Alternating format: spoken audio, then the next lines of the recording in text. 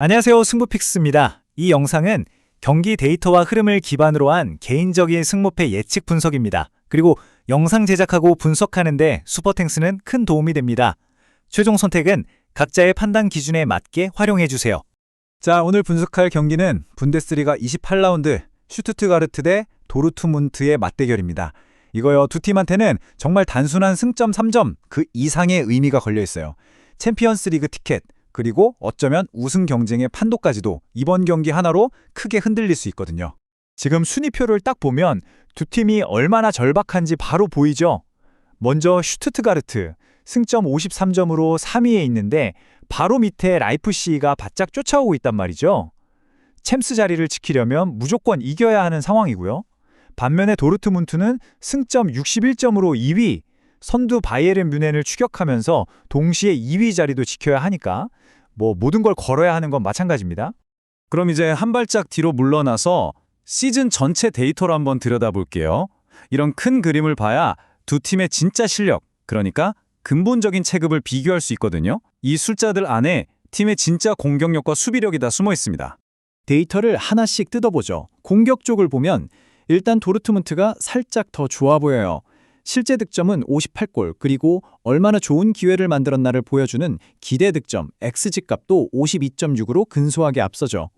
근데 수비로 넘어가면 얘기가 완전히 달라집니다. 도르트문트는 실제 실점이 28골, 기대 실점도 31.5로 슈투트가르트보다 훨씬 더 단단한 모습을 보여주네요. 공수 밸런스가 정말 뛰어나다는 증거죠. 근데 여기서 진짜 재밌는 포인트가 나옵니다. 바로 이 효율성 마진이에요.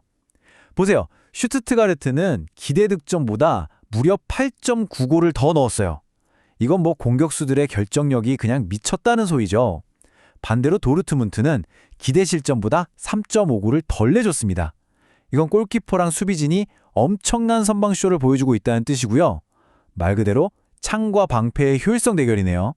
그렇다면 이 놀라운 공격 효율성, 도대체 어떤 선수들 발끝에서 나오는 걸까요? 이제 양 팀의 핵심 공격 자원들, 그리고 그들의 스타일을 한번 집중적으로 파헤쳐 보겠습니다. 슈투트가르트 공격의 핵, 뭐니뭐니 해도 18골을 넣고 있는 데니스 운다브입니다. 이 선수는요, 그냥 골을 많이 넣는 수준이 아니에요. 슈팅을 찰 때 그 궤적 자체를 골키퍼가 도저히 반응할 수 없는 그런 곳으로만 꽂아 넣는 능력이 리그 최고 수준입니다. 도르트문트 공격은 세루 기라시, 막시밀리안 바이어, 그리고 율리안 브란트, 이 세 명이 이끌고 있습니다. 이들의 진짜 무서운 점은 지공보다는 빠른 역습 상황에서 공간을 파고드는 능력이죠. 특히 이 선에 있는 바이어나 브란트 같은 선수들이 자기 기대 득점, XG를 훌쩍 뛰어넘는 결정력을 보여주면서 팀의 그 플러스 5.4 득점 마진을 만들어내고 있는 겁니다. 자, 이제부터가 이번 분석의 하이라이트입니다. 가장 중요한 부분이죠. 두 팀의 전술이 어떻게 부대칠지, 그리고 경기의 흐름을 통째로 바꿀 수 있는 아주 결정적인 변수, 바로 결장자 문제를 짚어보겠습니다. 슈투트가르트는 4-2-3-1 포메이션을 쓰면서 주로 좌측 하프 스페이스 과부하 전술을 구사해요. 이게 뭐냐면 왼쪽 풀백 미틀슈테트가 아주 높게 올라가고 퓨리히랑 슈틸러가 그쪽에 확 몰려들어서 순간적으로 2대1이나 3대2 같은 수적 우위를 만들어버리는 거죠. 이렇게 되면 도르트문트의 오른쪽 수비, 그러니까 얀 코투나 리에르손, 그리고 발데마르 안토니 엄청난 압박을 받을 수밖에 없어요. 그런데 말이죠. 바로 이 지점에서 도르트문트에게 정말 치명적인 문제가 터지고 말았습니다. 도르트문트의 허리, 그러니까 수비형 미드필더진이 그냥 통째로 무너졌습니다. 핵심 중의 핵심인 엠레잔과 펠릭스 은메차가 부상으로 다 빠져버렸어요. 그래서 어쩔 수 없이 마르셀 자비처의 파트너로 원래는 훨씬 공격적인 선수인 율리안 브란트를 수비적인 위치에 내려쓰는 그런 임시 방편을 쓸 수밖에 없게 된 거죠. 이 부상 공백이 얼마나 심각한지는 데이터가 그대로 보여줍니다. 페널티 박스 바로 앞, 가장 위험한 지역인 이 존 14에 대한 수비 통제력이 무려 30%나 급락했습니다. 쉽게 말해서 슈투트가르트가 가장 잘하는 공격 루트에 그냥 고속도로를 활짝 열어준 셈입니다. 자, 이렇게 극단적인 전술적 미스매치에다가 중원까지 붕괴된 상황, 과연 데이터는 어떤 결과를 예측하고 있을까요? 데이터에 기반한 예측 스코어는 3대1, 슈투트가르트의 승리입니다. 자, 지금부터는 왜 데이터가 이런 결론에 도달했는지 그 근거들을 하나씩 더 깊게 파고들어 보겠습니다. 방금 보여드린 이 예측을 뒷받침하는 역사적인 데이터와 환경 변수들을 좀 볼게요. 사실 과거의 기록이나 호미점 같은 것들이 때로는 전술보다 더 강력한 힘을 발휘하기도 하거든요.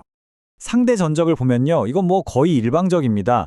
최근 5번 만나서 슈투트가르트가 4승 1무로 도르트문트를 그냥 압도했어요. 특히 지난 시즌 홈에서 5대1로 크게 이겼던 경기는 이런 우위를 아주 상징적으로 보여주는 장면이죠. 그리고 슈투트가르트의 홈구장 MHP 아레나는 그야말로 초롱성입니다. 현재 홈에서만 14경기 연속으로 지지 않고 있어요. 근데 더 놀라운 건 뭔지 아세요? 최근 홈 6경기에서는 연속으로 3골 이상씩을 막 퍼붓고 있다는 점입니다. 화력이 어마어마하죠. MH 피로도라는 변수까지 슈투트가르트의 편입니다. 에이스 데니스 운다브는 독일 대표팀에서 결승골까지 넣으면서 아주 최상의 컨디션으로 돌아왔는데 반면에 도르트문트의 핵심 수비수 니코 슐로터베크는 풀타임을 다 뛰어서 피로가 잔뜩 쌓여있을 거란 말이죠. 여기에 원정 경기 이동 부담까지 더해지니 도르트문트 입장에선 정말 악재가 겹친 셈입니다. 자, 그럼 지금까지 살펴본 이 모든 데이터를 종합해서 저의 모델이 내린 최종 결론을 공개하겠습니다. 포화송분포 시뮬레이션을 돌려본 결과 슈투트가르트의 승리 확률이 54.2%로 가장 높게 나왔습니다. 무승부 확률은 23.5%, 도르트문트가 이길 확률은 22.3%로 계산되었네요. 데이터는 명확하게 홈팀의 승리를 가장 유력한 시나리오로 지목하고 있습니다. 다시 한번 정리해 드릴게요. 왜 슈투트가르트의 승리가 유력하냐? 이유는 명확합니다. 첫째, 도르트문트의 중원이 부상으로 완전히 붕괴되고요. 둘째, 슈투트가르트의 주 전술인 측면 과부하가 바로 그 약점을 정확하게 파고들 수 있습니다. 셋째, 이 덕분에 플레이메이커인 안젤로 슈틸러가 아주 자유롭게 경기를 지배할 거고요. 마지막으로 데니스 운다브의 그 무시무시한 결정력이 통제불능 상태가 된 바이탈존을 마음껏 유린할 것이기 때문입니다. 물론 축구의 100%라는 건 없으니까요. 두 번째로 가능성이 높은 시나리오죠. 2대2 무승부가 나올 경우도 한번 생각해 봐야 합니다. 만약에 도르트문트가 자기들의 장기인 빠른 역습으로 높게 올라온 슈투트가르트 수비 라인의 뒷공간을 제대로 공략하는 데 성공한다면 지난번처럼 막 서로 골을 주고받는 난타전 끝에 무승부라는 변수가 생길 수는 있습니다. 하지만 모든 데이터를 종합적으로 고려했을 때 전술적인 우위와 호미점을 모두 가진 슈투트가르트의 승리가 가장 유력한 시나리오라고 할 수 있겠습니다. 지금까지 데이터가 제시하는 승부 예측과 결론을 모두 살펴봤습니다.